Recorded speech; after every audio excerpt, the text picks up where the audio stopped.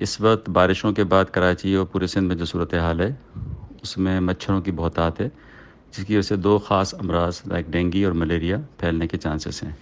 تو آج کل جس مریض کو بھی اگر بخار ہوتا ہے اور وہ اپنے ڈاکٹر کے پاس جاتا ہے تو اس کے 2-3 ٹیسٹ کرائے جاتے ہیں، جس میں اس کا ایک CBC کراتے ہیں تاکہ اس کے کاؤنٹس پتہ لگیں، ایک اس کا NS1 اینٹیجن ٹیسٹ کراتے ہیں ڈینگی کے لیے تاکہ پتہ لگے کہ ڈینگی تو نہیں ہے، اور ایک ٹیسٹ ہے ICT ملیریا جو ٹیسٹ کرایا جاتا ہے تاکہ پتہ لگے ملیریا ہے یا نہیں ہے۔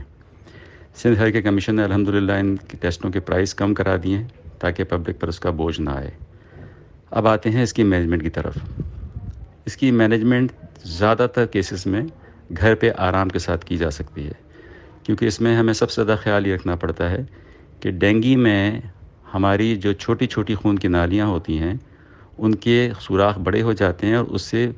بلڈ کے سیلز باہر نکلنے لگتے ہیں، جس میں خاص طور پہ پلیٹلیٹ باہر نکل جاتے ہیں، اور جب ہم ٹیسٹ کرتے ہیں تو پلیٹلیٹ ہمیں بلڈ کے اندر کم نظر آتے ہیں، تو جس سے ہم یہ سمجھتے ہیں کہ شاید اگر ہم کوئی پپیتے کا پانی یا کوئی اور ایسی چیز لیں گے ٹوٹکا، اس سے ہمارے پلیٹلیٹ زیادہ بننے لگیں گے۔ اس کی ضرورت بالکل نہیں ہوتی۔ اس میں ضرورت اس بات کی ہوتی ہے کہ ان سیلز کے ساتھ خون کا پانی بھی تھوڑا سا باہر نکلتا ہے، جس سے پیشنٹ کو ڈی ہائیڈریٹ ہونے کا چانس ہوتا ہے۔ تو ہمیں کرنا یہ ہے کہ اگر ہمیں کوئی الٹی وغیرہ نہیں ہے تو ہم اپنے بخار کو کنٹرول رکھیں، جو دوائیں عام ہوتی ہیں پیراسیٹامول، پیناڈول، ان سے ہم اپنے بخار کو کم رکھیں۔ اگر بخار تیز ہے تو ہم کولڈ اسپونجنگ کریں، گھر میں جس طرح بخار مینیج کیا جاتا ہے اس کو مینیج کریں، اور پانی زیادہ پئیں، جوسز پئیں، اور ہم اگر ORS کی ضرورت ہے ORS پئیں، اور اپنی ہائیڈریشن کو یعنی پانی کی مقدار کو جسم میں برابر رکھیں۔ ہر ایک کو ڈرپ لگانے کی ضرورت بھی نہیں ہوتی، کیونکہ اگر وہ منہ سے لے سکتا ہے تو اس کو ڈرپ کی کوئی ضرورت نہیں ہے۔ اپنے بخار کو کنٹرول کریں، اپنی ہائیڈریشن کو کنٹرول کریں، اپنے ڈاکٹر سے کانٹیکٹ میں رہیں اور گھر میں رہیں،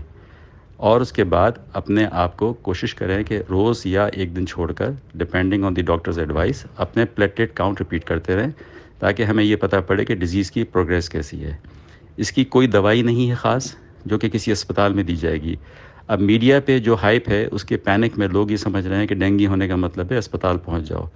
اسپتال میں اتنا بیڈ نہیں ہے، اور اسپتال میں اگر آپ داخل بھی ہو جائیں گے تو وہاں صرف آپ کو لٹا دیا جائے گا اور زیادہ سے زیادہ ایک ڈرپ لگا دی جائے گی۔ اسپتال میں ٹوٹل مینجمنٹ یہ ہے اس کی، اور بہت چند کیسز میں جس میں کہ اگر خدا نخواستہ پلیٹلیٹ کاؤنٹ بہت لو ہو جاتا ہے، ڈینجرس لیول سے نیچے چلا جاتا ہے، 10,000 8,000 ادھر پہنچ جاتا ہے، تو پھر ڈاکٹر یہ سوچتے ہیں کہ کیا اس کو پلیٹلیٹ دیے جائیں تاکہ اس کو کوئی کمپلیکیشن نہ ہو۔ تو یہ جو کیسز ہوتے ہیں یہ آٹے میں نمک کے برابر ہوتے ہیں جن کو پلیٹلیٹ کی ضرورت پڑتی ہے۔ زیادہ تر کیسز 5-7 دن میں خود بخود ریکور ہو جاتے ہیں، صرف ہم نے پلیٹلیٹ کے کاؤنٹ کو مانیٹر کرنا ہے۔ ایک بہت امپورٹنٹ میسج، جیسے کووڈ کے زمانے میں ہم سینیٹائزر یوز کرتے تھے اور ہمیں اس کی عادت ہو گئی تھی، ہم ماسک پہنتے تھے، ہمیں اس کی عادت ہو گئی تھی، اسی طرح سے اس سیزن میں ضروری یہ ہے کہ ہم سب اپنے ساتھ ماسکیٹو ریپیلنٹ رکھیں، اور 4-4 گھنٹے کے وقفے سے اپنے اوپن باڈی پارٹس پر اس کو لگاتے رہیں تاکہ ہم اس کو پریونٹ کر سکیں۔ گھر میں جو لوگ باہر سوتے ہیں جن کے نوکر حضرات ہیں ان کو مچھردانی پرووائڈ کریں، ان کو ماسکیٹو ریپیلنٹ بھی دیں۔ اسپتالوں میں رش نہ کریں، میڈیا نے ہائپ کیا ہوا ہے اس کو، یہ آرام سے گھر پہ مینیج ہو سکتی ہے۔ بہت چھوٹی پرسنٹیج کیسز کو ریکوائر ہوتا ہے وہ کسی ہاسپٹلائز ہوں، اور جنرل کیسز کے لیے اندر اسپتال میں سوائے مچھردانی لگا کے لٹانے کے اور کوئی علاج نہیں ہوتا۔ تو بھرنے کی ضرورت نہیں ہے اسپتالوں کو۔ اپنے ڈاکٹر سے جو آپ کا فیملی فزیشین ہے اس سے کانٹیکٹ میں رہیں، اپنے آپ کے گھر میں بخار کو مینیج کریں، اپنی ہائیڈریشن کو مینیج کریں، اور اپنے پلیٹلیٹ کاؤنٹ کو 1 دن چھوڑ کر یا 2 دن چھوڑ کر ریپیٹ کراتے رہیں، تاکہ آپ کو پتہ رہے، اپنے ڈاکٹر کو بتاتے رہیں کہ میرا پلیٹلیٹ کاؤنٹ کتنا ہے۔